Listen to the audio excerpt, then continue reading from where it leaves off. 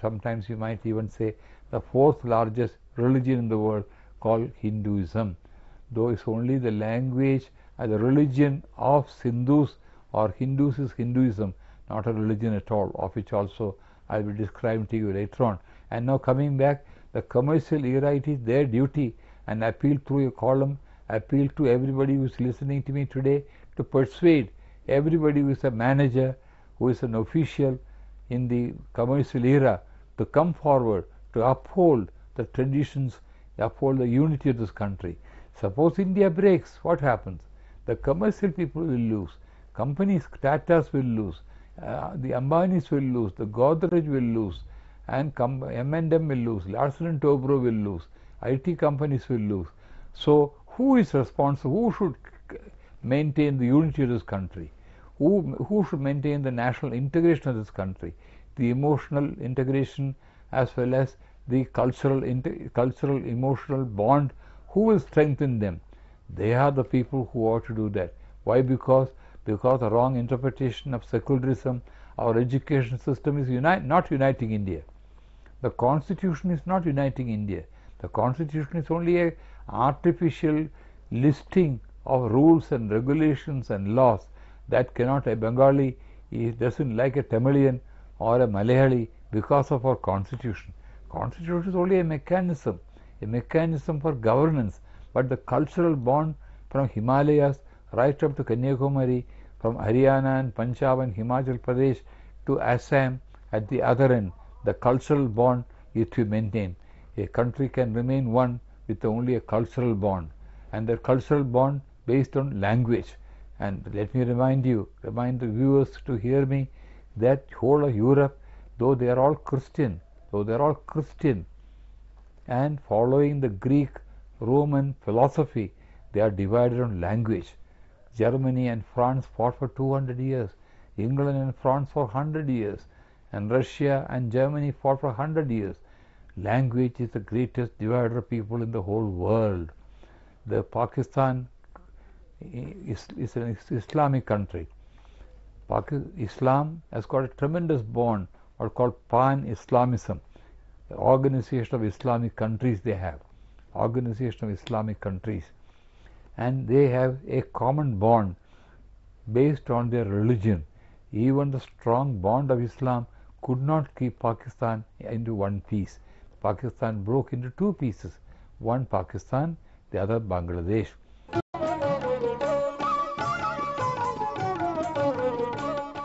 Similarly, Sri Lanka, the problem in Sri Lanka is language. Tamil versus Sinhalese. Yugoslavia, broken language. So-called Soviet Union, in spite of 90 years of indoctrination under a dictatorial regime and regimentation, they broke on based on language and ethnicity. And therefore I am using this opportunity to warn India that India also may get broken if the political system collapses. It will fall down, and only thing that will come together in Sathya Sai Baba's ashram, people are coming from all over India. One of the greatest contributions of Sathya Sai Baba is that he's uniting India. All over India people are coming there. Shabarimala is uniting all the people of South India. The Kumbh Mela is uniting, and Kedarnath, Badrinath and Haridwar and Varanasi and Mathura and Ayodhya are uniting, Dwarka are uniting all the people of India. The Shankara Mutt is uniting India, and therefore these are the real forces. The Carnatic music is uniting the South India. Similarly, the classical music is uniting the North India. It is true that Hindi has come forward to unite some parts of North India, but I am telling you again and again, it is the underlying customs and traditions that's uniting India is based on what is called the Sanatana Dharma, now being promoted by the 10 TV channels. And therefore I appeal to the commercial classes that raw materials are scattered all over India. Iron ore is in one place, market is in another place, and all over India is a great market. Even Obama came to India looking for the middle class market of 300 million people. China is the manufacturing base for the whole world, but India is the market for the whole world. Everybody comes to India to take care of the affluence which is created by the IT-BT and our growth of 9%. India is growing at the rate of 9%. So the commercial people who are going to be the beneficiaries of utilizing India's natural wealth, mineral wealth, and other power, etc., etc., and being one country, politically one country, they should take interest in promoting this culture of this country, unity of this country. I am yet to find any country, any one of the 500 major companies in India which are listed today as called the 500 fortune companies in India are taking any interest in cultural revival of India, cultural unity of India, except giving some advertisement or supporting a music concert. They are not doing that.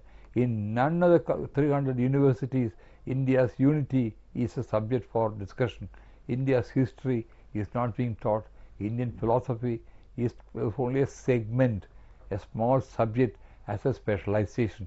So Indian Heritage Academy, with the help of this foundation which is helping us, are trying our best, and along with many others like us, are trying to unite India. And unity of India is the first thing which ought to concern all of us. Preservation of our culture and the unity of the country ought to be the mankind part of my lecture series, because animals cannot unite India, the rivers cannot unite India, inanimate matter cannot unite India. It's only the man who can do thinking, talking, communicating, transacting, and propagating. There, the only segment of society, not the political system, is dividing India. Politically, we are divided, more divided today than at the time of independence. We don't have any more national leaders like Nehru or Gandhi or Vallabhbhai Patel or Morarji Desai or Rajaji. We don't have only regional satraps now. Every part of India is being governed by regional people. Now, Karnanidhi is powerful in one place, Nitish Kumar is in one place, and Patnaik is in Orissa, and so on. Which language will divide us, and therefore we should get together. The political system ought to be changed. That's not going to be my subject. I'm not going to touch the subject, a political subject, in a Shankara TV. But all I want to say, the commercial people should come forward, support this channel also. This channel should be supported by the commercial people of India, who are going to be the great beneficiaries of India remaining as one country, because the whole of India is one market. The whole of India contains all the so-called raw materials which are scattered all over India. But you see the divisive forces arising already in Bangalore, in Bombay, where parochial, chauvinistic, jingoistic, linguistic chauvinism has already raised its ugly head. Similarly, in other parts of India, also linguism, chauvinism is coming up. That should be suppressed. These ought to be the centers of national integration. These ought to be centers of national integration. And TV channels particularly can play a great role by uniting us. Recently, I had been to Delhi and spoke to the Information Broadcasting Ministry that all the DD channels in India should be centers for national integration, not for national division. On language, culture comes from the language. I agree, culture comes from the language, and therefore we all of us are what I would call passionate about our language. But our language is all coming from one Sanskrit at one time and a Tamil in one another sense. But now a great scholar has written that Tamil and Sanskrit were at one time one.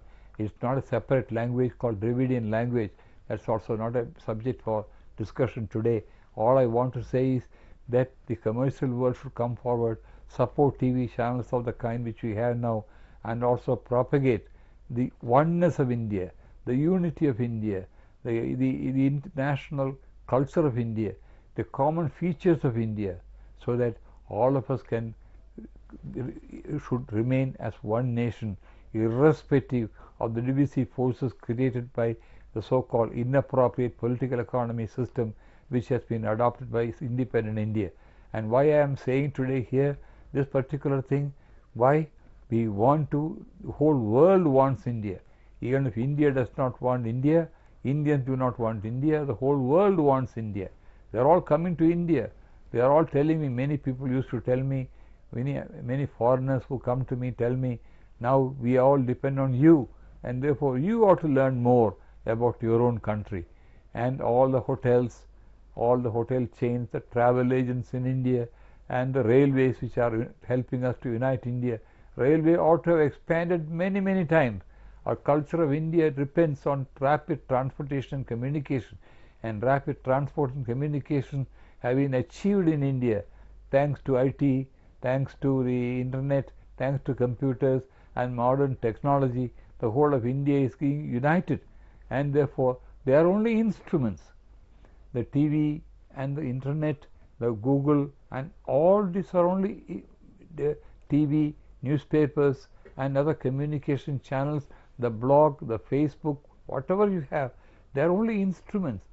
We want to make use of this instrument to unite India, and therefore in the last leg of my series called Mankind, we should unite mankind. First you should unite India. Secondly, we should unite the whole world. You should unite the whole world. Loka samasta sukhino bhavantu sarvesham shanti bhavadu. The country which said, let the whole world be happy. Sarve bhavantu sukhinaha, sarve santu niramayaha, sarve bhadrani pashyantu.